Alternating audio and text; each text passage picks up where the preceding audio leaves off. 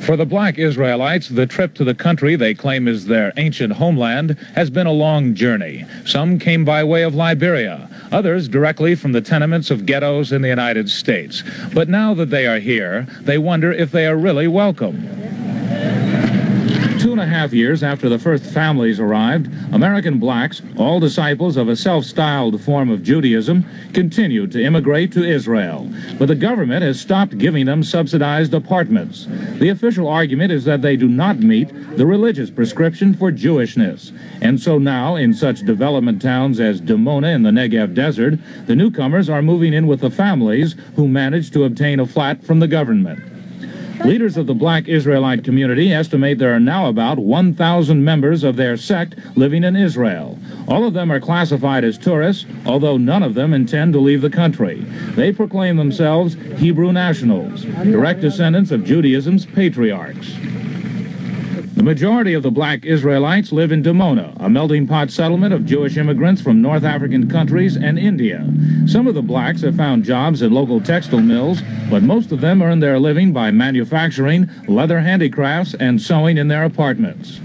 The dispute over housing with the government has developed into a civil rights issue, and the blacks' religious leaders have warned that unless the argument is resolved favorably, plagues will soon befall Israel and the Western world which supports her. Meanwhile, families continue to crowd into the apartments owned by the first arrivals. This flat is a garment factory by day and home to 3 families at night. Yeheskel Blackwell is from Chicago's South Side. Before coming to Israel, he lived in a black Israelite community in Liberia. Why do you think that your group has been singled out for this treatment? Well, I feel it's because we're black, you see. Some people say that there's no prejudice in Israel, but, oh yes, it exists here, very much so. Do you think there is really a future for black Israelites in this country? Well, I don't base it on what I think. I know there's a future here because, like, we are fulfilling prophecy.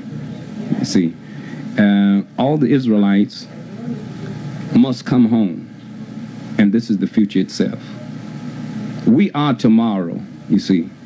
Like today is far spent already, you see, and we are tomorrow, and we must be here in the land of the promise. The blacks have refused to convert to Judaism with the explanation that it is they who are members of the true faith. Conversion would satisfy the rabbinical authorities here that they are in fact Jews, and so entitled to the financial privileges offered new immigrants. As long as the government officially stamps them as tourists, the black Israelites will remain unrecognized citizens here, their status simply left as permanent guests of the country. Larry Pomeroy, CBS News, Dimona.